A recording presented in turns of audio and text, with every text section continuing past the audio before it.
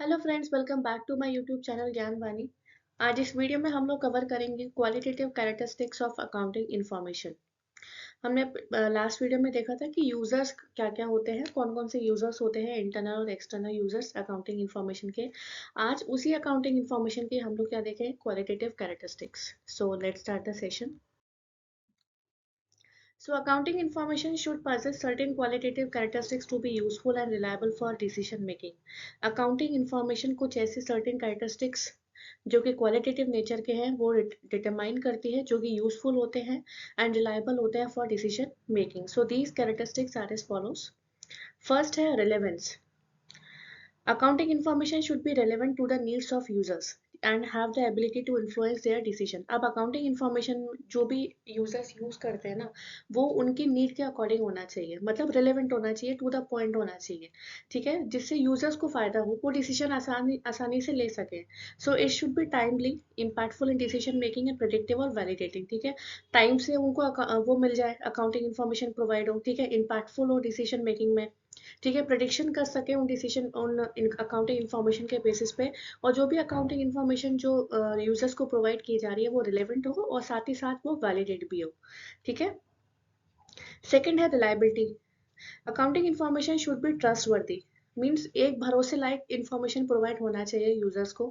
जो भी users use कर रहे हैं ऑर्गेनाइजेशन में, चाहे वो इंटरनल बेसिस पे हो चाहे एक्सटर्नल बेसिस पे हो, तो जो अकाउंटिंग इन्फॉर्मेशन जो भी उन्हें मिल रही है इंटरनली बेसिस पे एक्सटर्नली बेसिस पे, वो रिलायबल होना चाहिए। ठीक है, ट्रस्टवर्दी होना चाहिए, which means it must be free from bias. ठीक है, बायसनेस नहीं हो। So it should be verifiable, which means that multiple competent people would agree on its accuracy.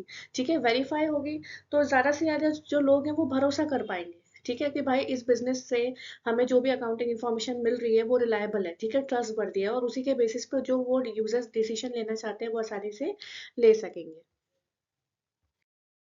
Next है comparability. Accounting information should be comparable over time and across different entities. देखो, time time पे accounting information का comparison करना भी बहुत ज़रूरी है। इससे क्या होता है, यूजर्स को आइडेंटिफाई करना ज़रूरी होता है। क्यों? क्योंकि उनको ये पता होना चाहिए कि भाई कितना सिमिलर है।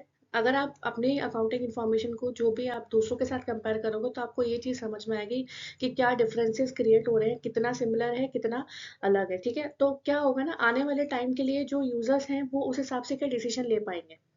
ठीक है, so this allow users to identify similarities and differences between different periods और company, aiding in decision making and trend analysis. Next है consistency. Accounting information should be presented consistently over time. ठीक है, consistent basis पे जो भी accounting information users को मिल रही है वो प्रेजेंटली होना चाहिए, कंसिस्टेंटली प्रेजेंट होना चाहिए। So consistently ensure that users can compare financial statement from different periods without confusion और डिस्टॉर्शन। तो कंसिस्टेंसी क्या इंश्योर करती है?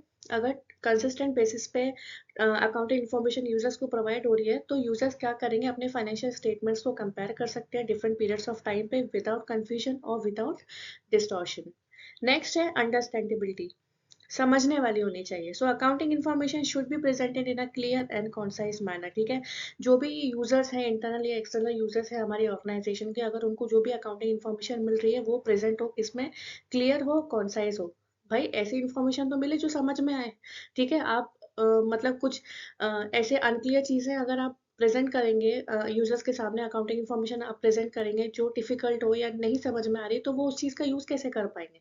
ठीक है, सो it should be made easily understandable to the users who have reasonable knowledge of business and economic activities. तो users के हिसाब से समझ आना चाहिए कि भाई यूजर्स को जो भी अकाउंटिंग इन्फॉर्मेशन प्रोवाइड की जानी चाहिए वो क्या होनी चाहिए, क्लियर होनी चाहिए और कंसाइज होनी चाहिए, जिससे वो आसानी से उसे समझ सके।